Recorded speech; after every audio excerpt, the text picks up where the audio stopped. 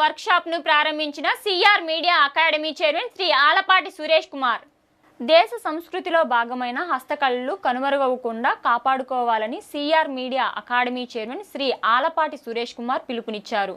స్థానిక బెరం పార్కులో శనివారం జరిగిన హస్తకళాకారుల ఒక్కరోజు వర్క్షాప్ను జ్యోతి వెలిగించి ఆయన ప్రారంభించారు.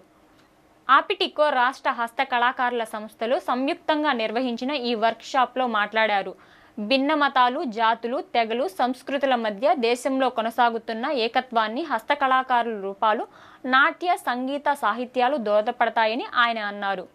ముందు తరాల నుంచి మీకందిన హస్తకళల వారసత్వాన్ని తరువాతి తరాలు అందిపుచ్చుకునేలా నైపుణ్యాన్ని అందిపుచ్చుకోవాలని హస్తకళాకారులకు ఆయన సూచించారు.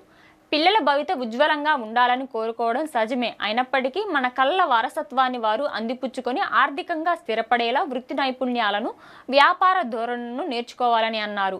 ఈ కార్యక్రమంలో ప్రోయం ఆదినారాయణ నైపుణ్యాభివృద్ధి, మార్కెటింగ్ సదుపాయాలపై హస్తకళాకారులకు పలు సూచనలు చేశారు. ఆంధ్రప్రదేశ్ హస్తకళల అభివృద్ధి సంస్థ senior consultant Shri P Sudhir Kumar, CR media academy manager CM Bhaskar Narayana తదితరులు పాల్గొన్నారు.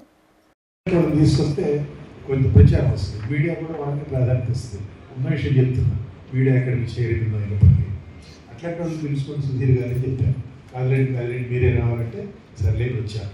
మీకు కాకపోతే ఏంటంటే మీరందరూ కళాకారులు, మీరందరూ ఆర్టిస్టులు. బేసిక్గా మీరు చేసే పని ఏమంటారు, అది అగరవత్తులు తయారు చేసిన, మీరు ఎటువంటి తయారు చేసిన, మీరు ఏది తయారు చేసినప్పటికీ మీరు మీ కళని అక్కడ పనిలో ట్రాన్స్లేట్ చేస్తున్నారు. మీరందరూ కళాకారులు. ఓ మంచి పదం కనుక్కోవాలి ఆర్టిజాన్స్ అనేదానికి అనేది ఈరోజు మీ సెమినార్కి వచ్చిన కారణంగా నాకు వచ్చిన ఆలోచన. ఆ పని నేనే చేస్తాను.